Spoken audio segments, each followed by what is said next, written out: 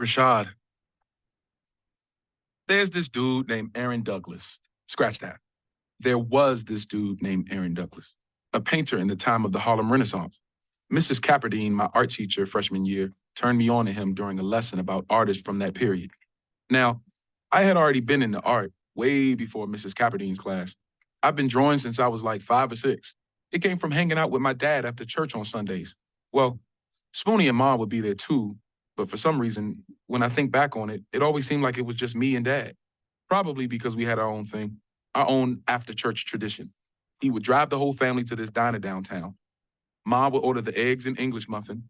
Spoonie always got the French toast, and me and Dad both got pancakes.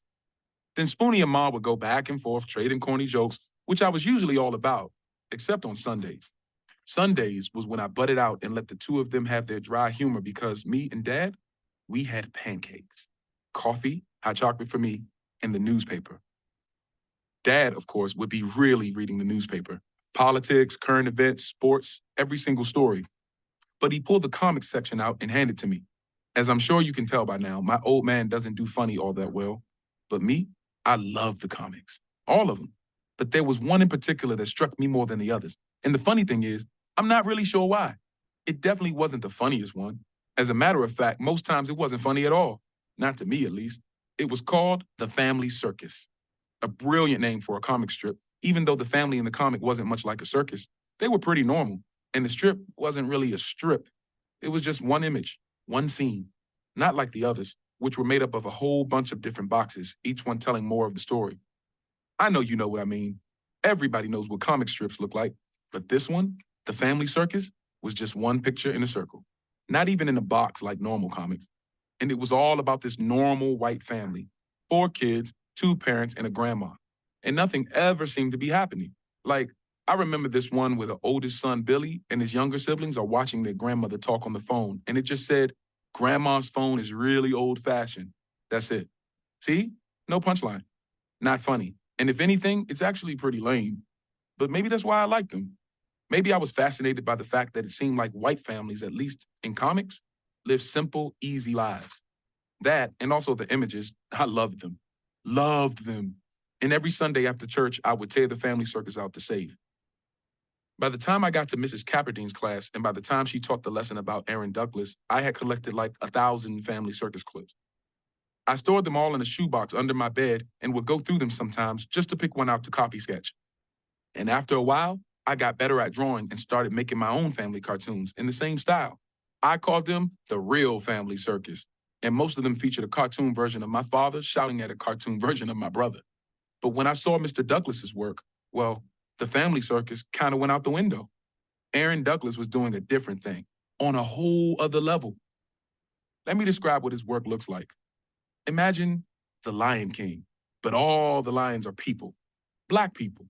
So Simba and Mufasa are, let's say, a black king and a prince. Now, imagine that you're looking at them through the thickest fog ever, so thick that you can't make out any actual feature on their bodies, but you can still see their silhouettes. So it could be any king or any prince, but you can still tell they're black. That's Aaron Douglas's work. And the first time Mrs. Capperdine showed us a slide from his series, Aspects of Negro Life, I knew the kind of art I wanted to start making. And so I did. The only difference was that I framed mine in a circle, like the family circus. And that's why I needed Ma to make sure she brought me my sketch pad and pencils.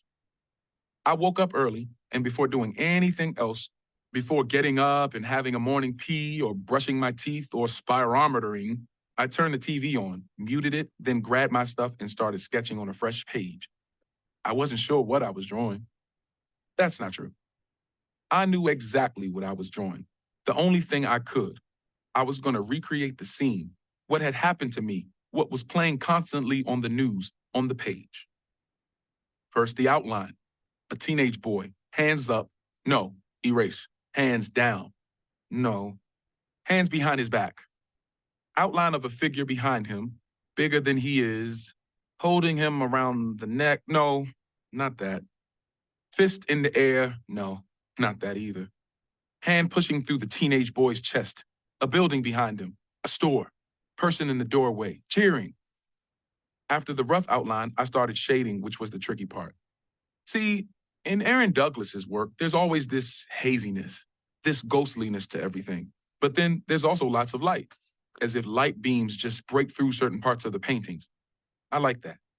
But in order for me to get that look with pencils, I have to do a lot of shading, a lot of licking my finger and smearing the pencil lead to make a lighter gray on some parts of the paper, then scratch the pencil over and over again on some other areas to make darker marks. Like I said, tricky. Clarissa came in the middle of me rubbing my wet thumb on the paper, adding a little light to a dark area. Hey there, she said, bringing in breakfast. How we doing? I'm cool, I said, smirking. Clarissa set the food down, pancakes and fruit cocktail. She glanced at the pad, the black and gray smudges probably seeming like a crazy mess to her. Then she shot her eyes at the silent TV. So you're an artist, huh? She said, her focus now back on my work. Yeah, I said. I knew it. I looked at her curiously. Oh, yeah? How you know? I don't know. I could just tell. She could just tell? Yeah, right. What she really meant to say was, I want to say something, but I don't know what to say. Instead, she followed with, mind if I look? It's just the beginning, I prefaced, handing her the sketch pad. Clarissa, who, by the way, couldn't have been much older than Spoonie, maybe early 20s, white, freckles, bright red hair, looked at the start of my new piece. What you gonna call it? Don't know yet, I said, shrugging. Sheesh, even that hurt. Well, it looks like it's gonna be good. I mean, not good because, this whole thing, she went bright red but soldiered on. I just mean it looks like it's gonna be nice. Nice art, she finished, handing the pad back to me. You've seen the news, I said, letting her off the hook. Clarissa glanced at the TV again, then back to me. She sighed. Yeah, and I think it's bullshit. She put her hand to her mouth, probably realizing that maybe nurses shouldn't curse. Not that that was my rule. It just seemed like it was probably discussed somewhere in the training that you might want to refrain from using foul language around patients. I liked it, though, and even thought about responding with a hell yeah, it's bullshit, but figured that would probably be a little too much. I think it's just so... Clarissa couldn't finish her statement.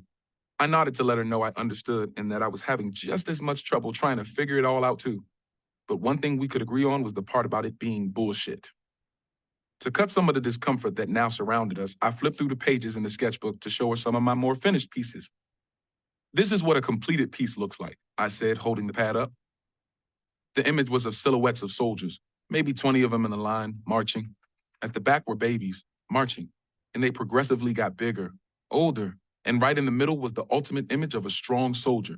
And then they started getting smaller again, becoming a baby again. Wow, she said. It's beautiful. Why do you frame them in a circle like this? Why not use the whole page? Because, well, the circle changes how you see it. Like, what are we looking for? A telescope? A peephole? The sight of a gun? I see, she said. But how come none of them have faces? I don't know. Maybe they're there, but they're not. Like ghosts or invisible people, I said, instantly thinking that sounded dumb, but hoping Clarissa would just think I sounded artsy. She nodded, then glanced at the TV again. It was like a magnet. My face was on the screen. Well, listen here, Rashad the artist, Clarissa said low.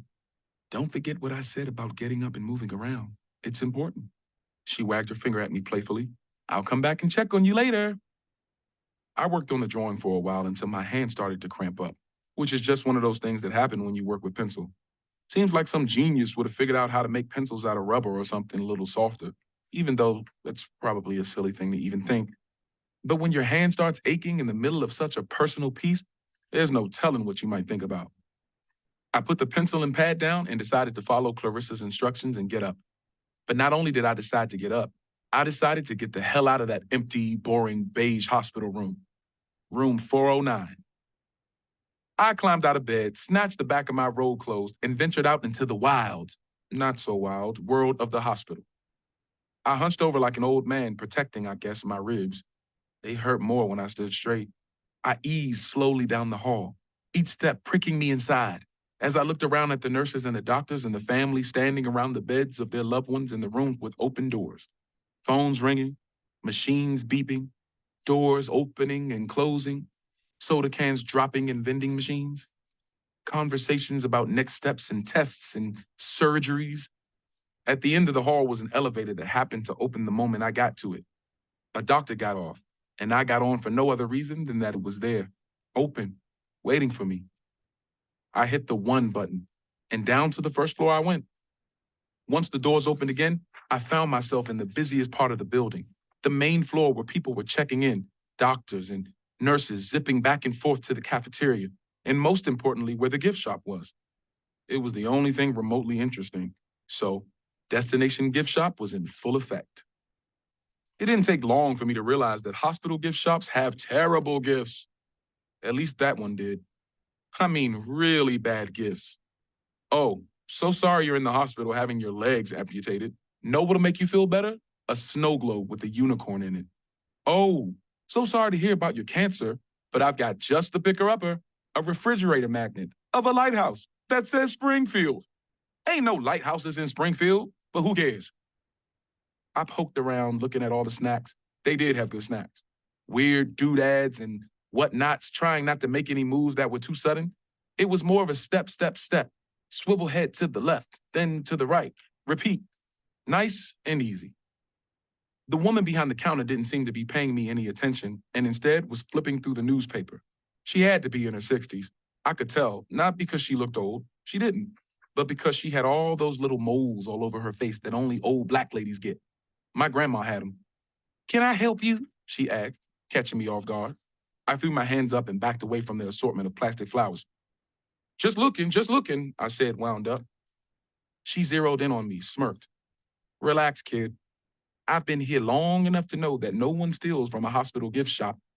And if someone did, well, hey, I can't blame them. We should be giving this stuff away. I put my hands down, embarrassed. Sorry. Never apologize when there's nothing to be sorry for. She put her eyes back on the newspaper, licked her thumb, then flipped the page. I just stood there like an ass until she spoke again. But seriously, do you need anything? I almost apologized again, but caught myself. Not sure why I was all sorry all of a sudden. Nope. So you just came to see me? She asked sarcastically. And before I could say no, she demanded, say yes. I nodded with a big grin on my face and walked towards the counter. Yes, followed by the truth. Honestly, I just needed to get out of my room. Yeah, I hear you. She closed the paper and extended her hand. Well, I'm Shirley Fitzgerald. Rashad, I squeezed her fingers lightly. Mrs. Fitzgerald and I talked a while, but I didn't tell her anything about why I was in the hospital. At least, not the truth. I told her I got banged up in a car accident. Were you wearing your seatbelt? She asked predictably. Yep, thankfully. I felt bad lying to an old lady, but I had to. This was the most comfortable I had felt in a while. Turns out the best gift in the gift shop was the fact that it didn't have a TV. No news, no fuss. After we got through why I was in the hospital, I asked Mrs. Fitzgerald how long she'd been working there. I don't even know. Maybe 3 or 4 years. Lost track. Wait, let me think. Frank died. She started running through the timeline in her head. Yeah, 4 years. Mercy, has it been that long? She put her hand to her neck and fiddled with the gold chain she was wearing. A ring dangled from it. My babies are grown. My grandbabies too. And my husband has gone on to glory, so this is how I spend my time. I volunteer here a few days a week, and on my off days, I go and volunteer down at the firehouse. What you do down there? I fight fires. What you think I do? She snapped. Oh, I said, stunned. I mean, she was old, like too old to be hosing down blazing houses, that's for sure. That's cool. That's a lie, baby, she said, grinning and flipping the newspaper back open, fanning through it until she got to the comics. The rest of my time with her was spent with me standing at the register and her reading funnies out loud, and either bursting with laughter or totally shit talking about how lame some of them were. Eventually, my body, waist up, started broiling on the inside, and I knew it was time to make my way back to the 4th floor. Come back and see me, Rashad. An old lady needs a little company every now and then, Mrs. Fitzgerald said. I will. Around 4 o'clock, I had visitors, but it wasn't my family this time. It was my boys. Housekeeping, a light voice came from behind the door after a tap. Housekeeping. Then came the idiotic snicker of only one person, Carlos. Don't come in, I yelled. Oh, come on, Rashad. I know how much you love housekeeping, Carlos said, lowering his voice 10 notches below its normal tone. He pushed the door open in English. Shannon and Carlos filed in, backpacks and all. Oh, man, Shannon said, instantly becoming serious when he saw me lying in the hospital bed, my face swollen, bruised, bandaged. Dude, English came right behind him, shocked. It's nothing, I said. Nothing? Now even Carlos was serious. Come on, y'all. I've gotten it from my family already, so just chill. I'm fine, I insisted. Carlos leaned against the wall. English and Shannon took the chairs. Their eyes, caught between bad and worse, bounced from me to the TV. The Rashad show on repeat. I tried to bait them back in. Tell me about the party. Carlos was the first to bite, of course. Yo, guess who almost got some? Carlos asked, a clownish smile spreading across his face. Who, English? I replied. Carlos shot me a mean mug. Really? Really, Shad? He lowered the lids of his eyes until they were almost closed, then popped them open wide and balked. Me, man! That dog bark thing totally worked. My game was on 1,000,000, man, I swear. Who was it? Sweet, sweet Tiffany Watts. Carlos closed his eyes and puckered his lips as if he was remembering some passionate kiss. I glared at Carlos. My Tiffany Watts? Yep, cartoon character looking Tiffany. Now he wrapped his arms around himself and swayed. Asshole. My heart stopped. That cop didn't kill me, but the thought of Carlos getting with Tiffany might be the fatal blow. Shannon couldn't hold it in anymore and burst out laughing. Then Carlos flashed a toothy smile. Psych, man, you know I wouldn't do you like that. I know her Daffy Duck-looking ass is the love of your life, Carlos teased. When dealing with a clown like Carlos, the key is to never let him see you flustered. Never let him think you take him seriously. It's the opposite, come to think of it, of how we were trained to deal with police. With your friends, you never put your hands up. I have to admit, though, Los almost got me with that one. By the way, she asked about you today, Shannon said. Word? What'd she say? I asked, eager. Just that she and a bunch of other people were thinking about coming to visit you, Shannon explained. No, I waved my hand, as if I was waving off the thought of Tiffany coming. No one can come. I don't want nobody to see me like this. You sure? Shannon asked. Yeah, man, please. Tell everyone I'm fine, but no visitors. I caught eyes with each of them to make sure they knew I was serious. I didn't need anybody else standing in front of me, all teary-eyed, or sitting on the edge of the bed feeling awkward. I'd already had enough of that. When I caught Carlos's eye, he jumped right back into form. Man, can I finish my story? Damn, he said, all indignant. Yeah, go ahead, I said, trying to rush him along. So, the girl I got a little closer to was, drum roll, please. Come on, man, I huffed. You want to know or not? I don't really care. Just give me a drum roll, bro, come on. I shook my head and started patting on my legs, doing my best to ignore the pricking feeling in my abdomen. Latrice Wilkes. Carlos blurted this out like a dude squatting behind a couch waiting to yell surprise to an unsuspecting birthday boy. Latrice Silky Wilkes. Now, Latrice Wilkes was no slouch. As a matter of fact, she was pretty much one of the coolest, prettiest girls in our class. And Silky really wasn't her nickname. That's just what we called her among each other, and I have no idea why. For real? I was honestly surprised. I mean, Latrice was way out of Carlos's league. Okay, well, then why was it an almost? Because then Latrice saw English, Shannon interjected with perfect timing. Whatever, it's because the cops came and messed my whole groove up, Carlos shot back. I laughed hard. Well, as hard as I could without feeling like my head was gonna explode or my ribs were gonna rip through my chest. Once I finally got it under control, I said, well, listen, if it makes you feel any better, the cops messed my groove up too. None of them laughed. Not one of them. You could almost feel the temperature of the room drop, like the way light dims whenever a cloud floats in front of the sun. I was that cloud. So I changed the subject. Anyway, what else is going on at school? Same old shit. You ain't missed much except for the fact that everybody's talking about you, Shannon explained. Yeah, you finally popular, Carlos mocked. I couldn't figure out if he was trying to bring the mood back to a lighter tone or if he was just trying to make up for getting crushed by Shannon. Or both.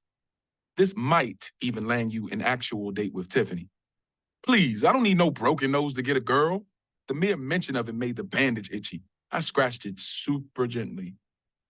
Take what you can get, bro. It's an easy layup, Carlos replied. Too bad you didn't have all this layup knowledge when you were trying out for the team, huh? I owed him a good one for the I almost got with Tiffany joke. Redemption. Yeah, whatever. Me and Carlos went back and forth because it's what we do. But neither one of our hearts was in it. The jokes lacked punch. No zing, just flat. Like the family circus. Forget all that, man. When you getting out of here? Shannon asked. He stretched his legs, crossed them at the ankles. The doctor just left right before y'all got here. He said my nose and ribs are healing fine, but they're still watching me because I got some internal bleeding. He said it hasn't gotten any worse, thank God, and that after a few more days, I should be good to go. Sweet, Carlos said. Meant it. Cool, Shannon said. English didn't say nothing. He just stared at the TV like he was in a trance. English, you good? I asked. Yeah, he said, snapping out of it. I don't know, man. This is crazy. You know that's Guzzo's brother, right? Guzzo? Yeah, big giant goony kid on the team. His brother is the asshole who did this to you. Paul Galuzzo. That's why they call Guzzo Guzzo. It's short for Galuzzo, English explained. Wait, you telling me the ogre-looking dude on the team, that's his brother? I asked. That's exactly what I'm telling you. Has he said anything? Not that I know of. Coach Connie won't let us talk about it, English explained. Says we got to focus on the team and our season, and that's it. And to leave all this stuff at the door. Said he'd bench anybody who brought it on the court. And you can't afford to be benched, dude, especially since scouts are checking for you hard, I said. Yeah, but it's just nuts. Yo, what I want to know is what the hell happened, Shannon jumped in. Since Connie's made it clear that I ain't allowed to ask Guzzo, let me hear your side of the story. I mean, English told us what Barry said, but I want to hear it from you. That was my cue. I knew English had already heard most of it from his sister, but I still gave the fellas the play-by-play, hoping that somewhere in it, it would make sense. But it didn't. I grabbed a bag of chips, reached into my bag to grab my cell phone. A random lady tripped over me, and the next thing I know, I was getting pressed out by the officer. There really wasn't anything else to the story as far as I was concerned. The cop and the clerk thought I was stealing and wouldn't give me a chance to explain. Did you resist? Shannon asked. Why would I resist? Come on, man. You know I was shook. Ain't no way I was resisting, I said. And when he got me on the ground, that's when he really started going in.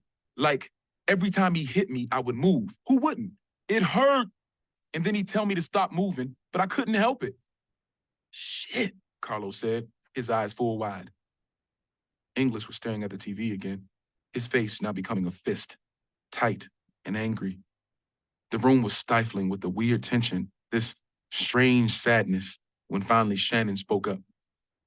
English. English didn't respond. English, Shannon snapped. What? He snapped back. And that's when I could tell this whole thing was getting to him. It was stirring him up inside in a way that I had never seen before. I mean, this was English Jones, the coolest dude on earth. English braced his hands on either arm of the chair, and for a second, I thought he was going to throw it. But then he drew a deep breath and simply said, we got practice. We got to go. He looked from Shannon to me, his eyes slightly glassy. He stood up. Shannon stood with him. Yo, what we gonna do about this? Carlos asked, watching English and Shannon grab their bags. He ran his finger along his nose like he always did when he was thinking of something he probably shouldn't have been thinking of. I don't know, but I'm telling you, Coach ain't playing, Shannon said, flinging his bag up on his shoulder. Just leave it alone, I said. Nah, man, we got to do something, Shad. I mean, maybe you can't do nothing because you in here, and maybe these two can't do nothing because of punk-ass Carney, but I'm not on the team. Carlos caught my eye and stopped me from cracking a basketball joke before I could even open my mouth. So I can do something. Somebody got to do something. Los, just don't be stupid, English warned, coming over to the bed and giving me 5. Carlos didn't respond. Instead, he just asked me if I wanted him to stay. Carlos didn't have anywhere to be. He never had anywhere to be. No, I'm cool, I said. I'm sure my parents and my crazy brother will be by here later. Word, from Carlos. We'll be back tomorrow, from Shannon, reaching out for my hand. Only a nod from English. And then it was just me, the TV and the shadows, fades, and outlines of my art again. I thought about the fact that English and Shannon wanted to do something but were afraid to break the rules. I understood. I did. But the look on English's face was a look I had never seen. He was struggling with it all. Maybe it was what happened to me that was eating him. Or maybe it was the fact that he felt like he couldn't do anything about it. And then I thought about what kind of ridiculous plan Carlos might cook up. I just didn't want him to put himself in some stupid situation where he got his ass beat too, even though I hadn't had to put myself in any situation for that to happen. I glanced at the TV, my face, again. Wasn't there anything else going on? I mean, there had to be something going on in the Middle East, right? Celebrity drama? Anything besides me. I wasn't sure what to do about any of it, or if I even wanted anyone else to do anything on my behalf. The looks on my friends' and family's faces, it hurt me to see them that way, especially knowing that it hurt them to see me this way. I didn't deserve this. None of us did. None of us. I grabbed the remote, pointed it at the screen, and hit the power button to click it off. But it didn't go off. I clicked it again. Nothing. I slapped the remote in my palm a few times because that's what you do to, I guess, activate the batteries. Clicked again. Nothing. Now, split screen. Galuzzo's face next to mine. Him in his uniform. Me in mine. But we were not the same. We were not the same. I didn't deserve this. Click. Nothing. Click. Nothing. My eyes began to well up, and my throat suddenly felt scorched as if I had swallowed fire. Click, click, click, click. Nothing. Fuck! Click. Please, please turn off. Please. His face next to mine. I didn't do nothing. I didn't do nothing. His face made my bones hurt. A scrapey feeling in the marrow stuff. Fuck. Click. Nothing. Click. Nothing. I couldn't take it anymore. And before I did something stupid like throw the remote across the room, smashing it into hundreds of plastic pieces that I wish were Galuzzo's face, I leaped from the bed in a panic and yanked the cord from the wall, which turns out was also stupid because it felt like giant hands that I couldn't see were ripping me in half. But the TV was off. My face next to his, gone. Finally,